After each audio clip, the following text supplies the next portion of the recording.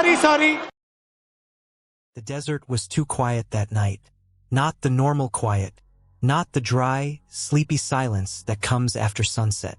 This was the kind of silence that felt like listening. Rango was crossing an old forgotten road where even wagon tracks had disappeared beneath the sand. The moon was pale, thin, and weak, and the wind carried a strange sound across the empty dark. It was not a howl. It was not an animal cry. It was the slow ringing of a bell. Far ahead, rising from the dunes, stood the top of a chapel tower. Only the tower. The rest of the building looked buried under the sand, as if the desert had tried to swallow it and failed. Rango stopped at the edge of the road and stared at it. The bell rang again. Slow, deep, wrong. And then the sound stopped so suddenly that the whole desert felt empty without it. Something about that tower made the night feel sick. The chapel had not been built alone. As Rango came closer, he saw shapes in the sand around it. Roofs, fences, broken signs, a whole town buried up to its windows. The streets were gone. The porches were gone.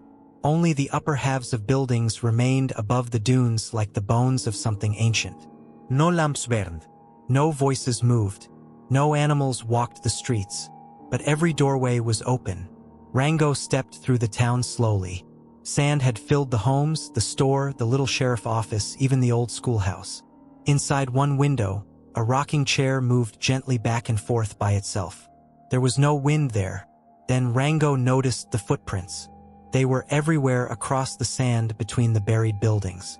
Thin, dragging marks. Small claw prints. Hundreds of them, all leading toward the chapel. None leading back out. The chapel door was almost completely buried, but the tower stairs still stood behind the building, exposed to the night. Rango climbed them slowly. Each step groaned under his weight. At the top, he found the bell hanging still in the dark. It was old, cracked, and covered in something black that looked wet in the moonlight. Rango looked closer. It was not tar. It was dried blood. Beneath the bell, carved into the wood floor of the tower, were dozens of desperate scratch marks. Some long, some short, some so deep they had split the boards. And at the center of those scratches was one sentence carved again and again. Don't let it ring. Rango stepped back. The bell moved, just a little.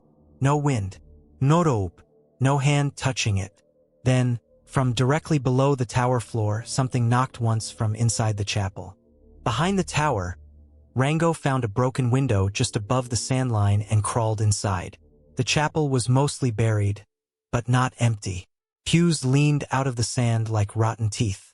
Torn banners hung from the ceiling beams. The altar at the far end was cracked in half, and behind it stood a large wooden shape covered by a black cloth. The air inside felt wet and cold. That was impossible in the desert. Rango moved slowly between the buried pews. The deeper he went, the more the chapel smelled like damp earth, dead flowers, and something old enough to have forgotten its own name. Then he saw the cloth move. Under it was not a statue. Something was breathing there. Rango pulled the cloth away. Under it stood no statue, no cross, no carving. It was a pile of animals. Not dead, not alive. Their bodies were pressed together, frozen in kneeling shapes around the altar, as if they had all prayed until they became part of it.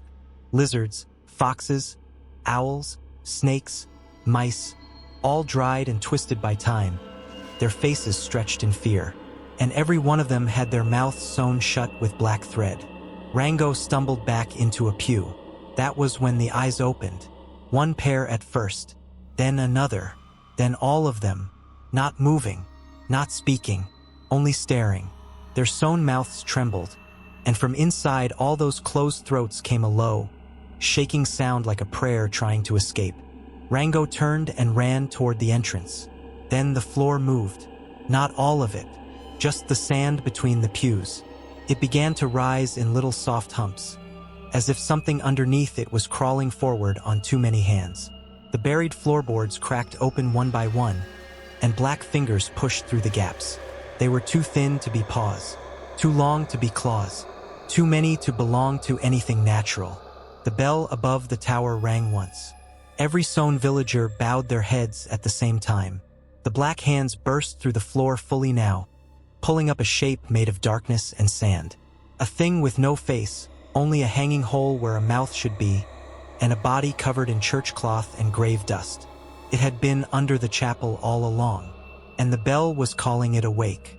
The creature did not rush. It moved slowly, like something that knew no one ever truly escaped it. As it dragged itself through the chapel, the sown villagers began knocking their heads softly against the altar. Again and again, a dull, sick rhythm. Rango looked up at the ceiling and saw the bell rope hanging through a broken beam. But the rope did not end there. It went down through the altar, down through the pile of kneeling villagers, and there, twisted around the dry arms and necks of the buried congregation, the rope had been tied into them. They had not rung the bell to call for help. They had become the bell. Every time the rope moved, it pulled their bodies. Every time the bell rang, their prayer woke the thing below. This town had not been buried by a storm. It had buried itself trying to keep the sound trapped underground. Rango knew the bell had to stop. At the base of the altar, he found a trapdoor hidden under the sand. He pulled it open and a cold wave of air rose from below, carrying the smell of wet stone and rot. He climbed down into darkness. Under the chapel was a basement carved into the rock. The walls were covered in old handprints, tiny ones, large ones, hundreds of them, pressed into the stone with black paint. At the center of the room was a second bell, much smaller than the one above, sitting on a cradle of bones. And tied to that little bell was the hand of a child-sized desert fox skeleton. His head lay on the floor nearby. Rango looked around and finally understood. The town had used the dead to silence the dead. But something had kept ringing anyway. As Rango stepped toward the small bell, he heard breathing behind him. Not the monster above. Something smaller. He turned slowly. In the corner of the basement stood a child-sized shape in the dark. It looked like a young fox at first, thin and still, head tilted to one side. But its body was wrong. Its fur was patchy. Its jaw hung too wide. And inside its mouth there was no tongue, no teeth, no throat. Only the same black moving darkness as the thing in the chapel. Took one step into the light. His feet did not touch the ground. The bell above rang again, and the little thing opened its mouth wider, as if the sound was stretching it from the inside. This was not the servant of the thing. This was the first piece of it. Rango grabbed the little bell. The child shape lunged. The whole basement shook. Above him, the great chapel bell began ringing again and again, each strike louder, heavier, more violent than before. Sand fell from the ceiling. Bones rolled across the floor. The black thing in the child's mouth began spilling out like smoke and reaching for him. Rango smashed the small bell against the stone. Once, twice, 3 times. On the third strike, it cracked. The sound that came out was not metal.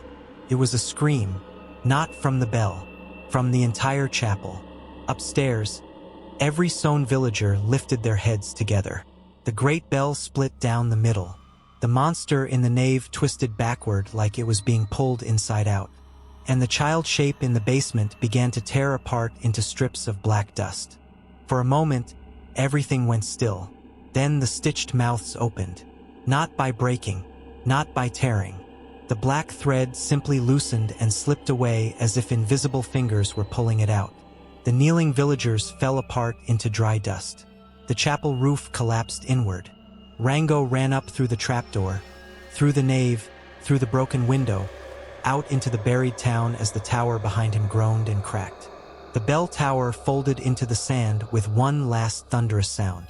The chapel was gone. The town was gone. The desert swallowed it all. But when the dust settled, Rango saw one thing still standing in the moonlight. The bell rope, just the rope, sticking straight up from the sand, slowly moving left and right as if someone unseen beneath the dunes was still pulling it. Rango never spoke much about that night. He returned to town, but he did not sleep well after that, because some nights just before dawn, when the desert was at its coldest, he heard it again. Not from far away, from beneath the floorboards. A bell, very soft, very deep, very slow, And once, when he leaned down and pressed his ear to the wood, he heard something else under the ringing. Tiny scratching, like many small hands, digging upward.